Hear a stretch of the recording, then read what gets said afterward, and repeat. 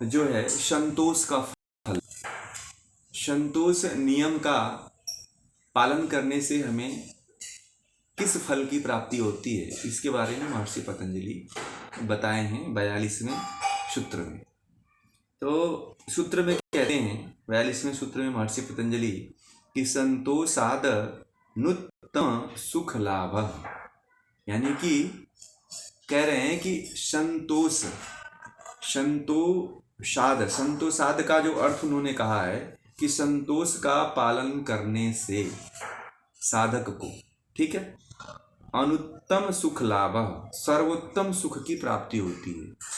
अनुत्तम मतलब होता है कि जिससे उत्तम कोई न हो, अब उससे दूसरा कोई हो ही नहीं, यूनिक व्यक्ति, सर्वोत्तम सर्वश्रेष्ठ, यानी कि सर्वोत्तम सुख की प्राप्ति होती है। इसका जो अर्थ होगा, इस सूत्र का जो अर्थ है कि संतोष नियम का पालन करने से साधक को सर्वोत्तम या सर्वश्रेष्ठ सुख की प्राप्ति होती है। ये इस सूत्र का अर्थ है। अब इसको और दूसरे रूप में इसका अर्थ एक तरह से और आपको बता दें कि संतोष को धारण करने से, यानी कि पालन करने से, धारण करने से योगी, यानी कि योगी की या साधारण व्यक्ति की विषय भोगों को भोगने की इच्छा जो होती है वो नष्ट हो जाती है और उसको शक्ति रूपी विशेष सुख की अनुभूति होती है। उसे एक विशेष शक्ति की प्राप्ति होती है और उस शक्ति से उसे सुख की अनुभूति होती है, सर्वश्रेष्ठ सुख का लाभ मिलता है। पूर्ण या फिर पूर्ण रूप से संतोष का पालन करने से योगी को समस्त सांसारिक सुखों से उत्तम सुख की प्राप्ति होती है। समस्त जो सांसारिक सुख हैं उन सभी सांसारिक सुखों से सर्वश्रेष्ठ सुख की प्राप्ति होती है। अब दुनिया में कितने भी सुख आप देख लीजिए, कर लीजिए, परंतु उन सभी सुखों से उत्तम कहा जाता है कि संतोष का पालन करने से होता है। आपको पता है इस संतोष शब्द को लेकर के लोगों ने जो है संतोषी माता बना दिया, संतोषी माता का मूर्ति बना दिया, संतोषी माता का प्रचलन शुरू कर दिया। तो संतोष बड़ा ही अद्भुत और सर्वश्रेष्ठ सुख है इस पृथ्वी पे। इसके सिवा दुनिया में कोई भी सुख नहीं, ऐसा पतंजलि कह रहे हैं। बाकी व्यास जी कह रहे हैं कि लोक में जो कामजन्य सुख है और जो महान स्वर्ग सुख है, ये दोनों सुख तृष्णा के क्षय हो जाने वाले सुख का 16वां भाग भी नहीं हो सकते। यानी कि इसका अर्थ मैं आप लोगों को बता दूं कि संसार के जितने सुख हैं, ठीक है, वो सारे सुख का जो है, जो संतोष सुख जो मिलता है वो 16वां भाग भी नहीं है।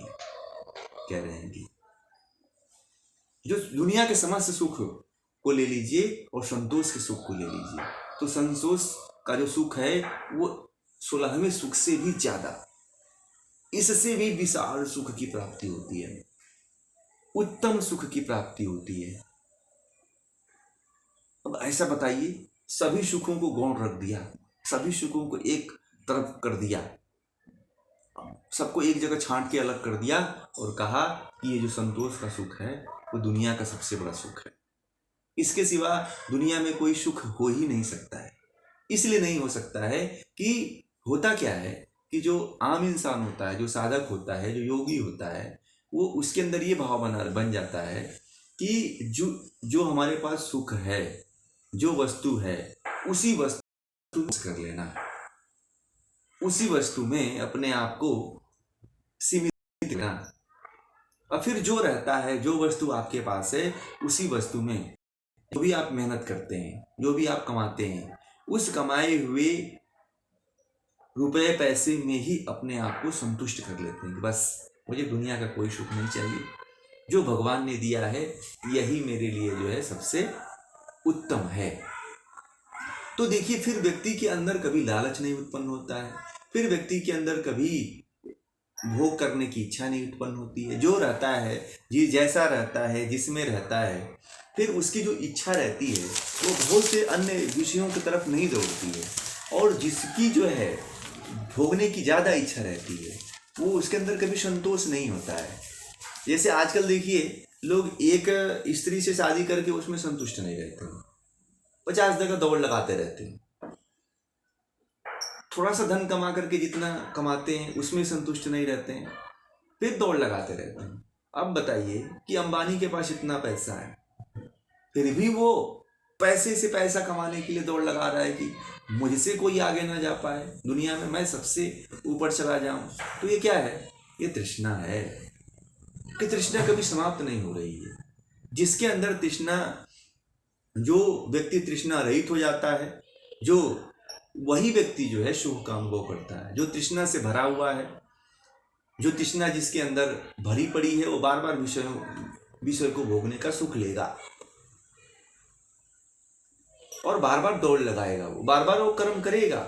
जब कर्म करेगा तो पाप की तरफ जाएगा, उसमें गलत कार्य भी करना पड़ेगा, उसमें झूठ भी बोलना पड़ेगा, उसमें अन्याय भी करना पड़ेगा, किसी को नुकसान भी देना पड़ेगा, किसी आत्मा को वो प्रताड़ित भी करेगा, किसी व्यक्ति को मारेगा भी। तो इस तरह से क्या करेगा? वो तमाम तरह के अपने कर्मों को पापों से ग्रसित कर लेगा। कर्म गलत करेगा क्योंकि उसको चैन नहीं है, उसे संतोष नहीं है। बस मुझे अब इसके आगे कुछ नहीं करना है, मुझे भगवान ने जो दिया है बस इतना, इसके लिए मुझे संतुष्ट हूँ मैं, अब मुझे इससे ज़्यादा नहीं चाहिए। जब व्यक्ति संतुष्ट हो जाता है तो दुनिया का उसे सुख प्राप्त हो जाता है। जो राजा आयाती थे वो बहुत दिनों तक भोग किए और भोग करते ही रहे। 1000 स्त्रियों का उन्होंने भोग किया। कहते हैं कि भोग करने के बाद भी उनके अंदर से तृष्णा नहीं गई।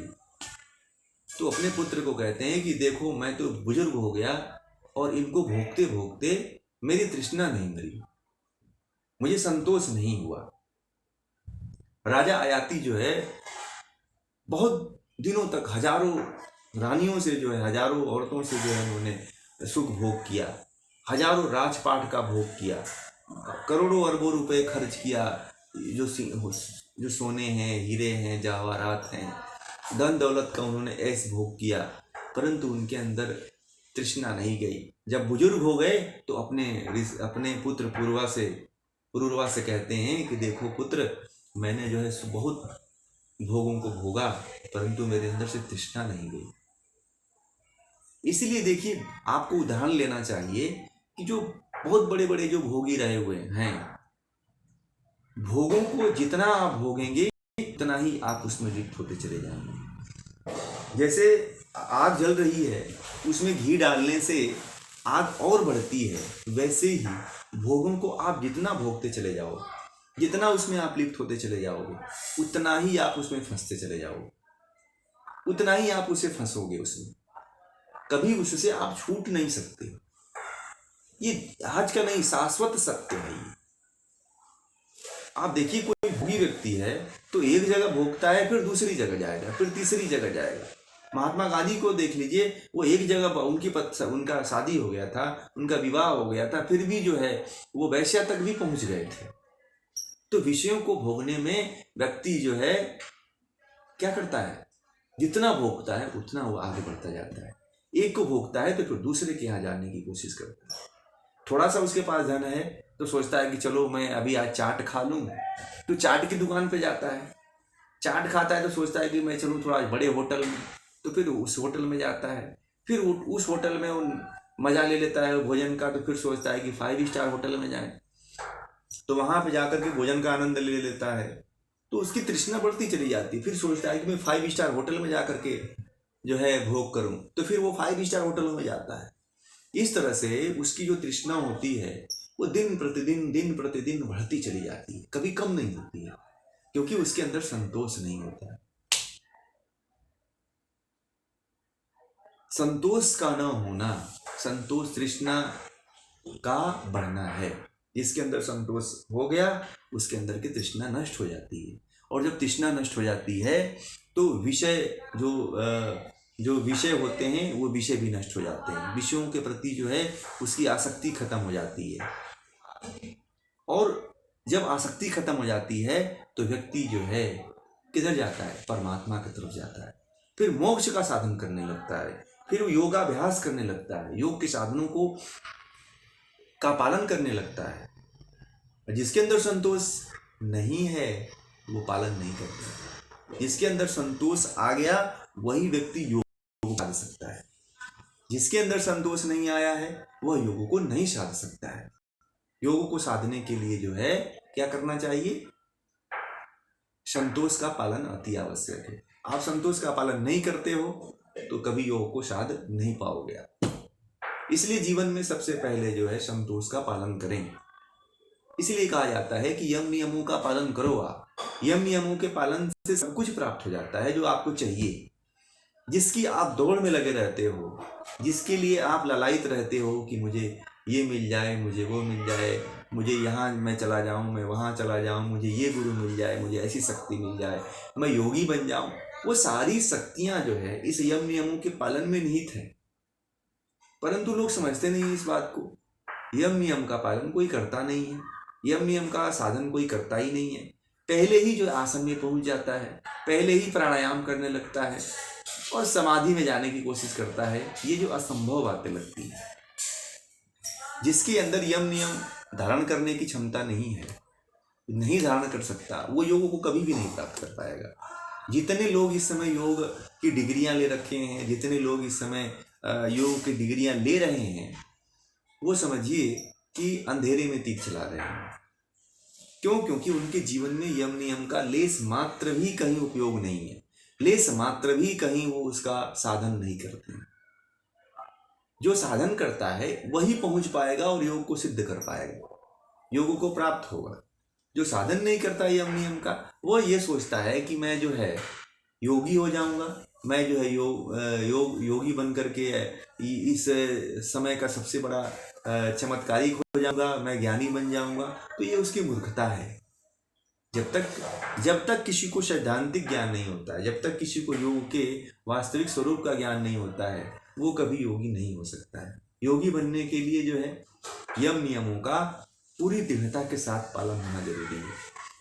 जब तक नहीं होगा तब तक आप योग में नहीं आगे बढ़ सकते।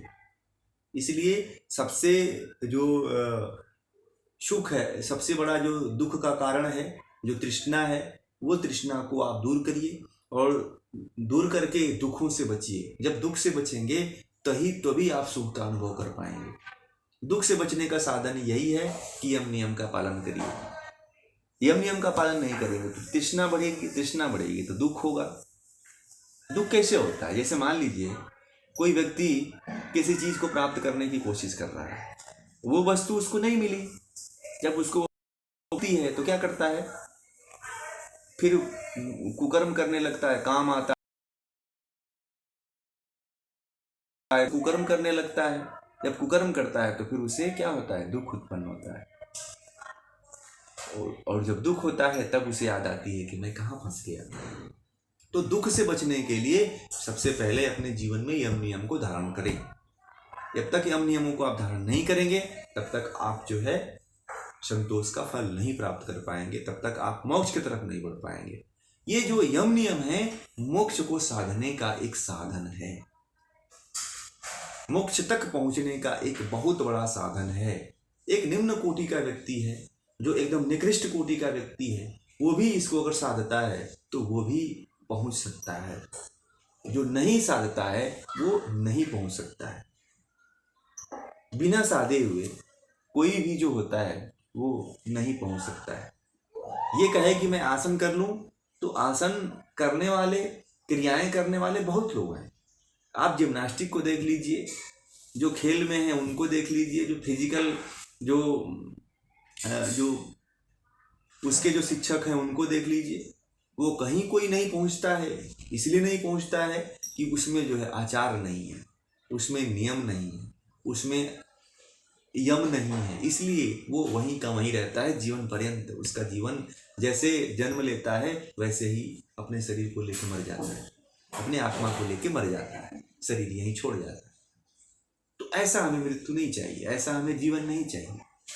हमें तो परमात्मा को जान करके या जानने के तत्पर होकर के मर जाएं तो भी ठीक है, परमात्मा को जानते हुए मर जाएं तो भी ठीक है, परमात्मा को प्राप्त करके मर जाएं तो भी ठीक है। तो ऐसा जीवन होना चाहिए, तभी जीवन उत्सव बन सकता है, तभी जीवन एक जो जीवन का जो मुख्य उद्देश्य है वो पूरा हो सकता है, परमात्मा की प्राप्ति, कैवल्य की प्राप्ति। तो इन नियमों को आप पालन करिए जीवन में, ऐसे आगे बढ़ते रहिए। इसी शुभकामना के साथ जो है संतोष का जो फल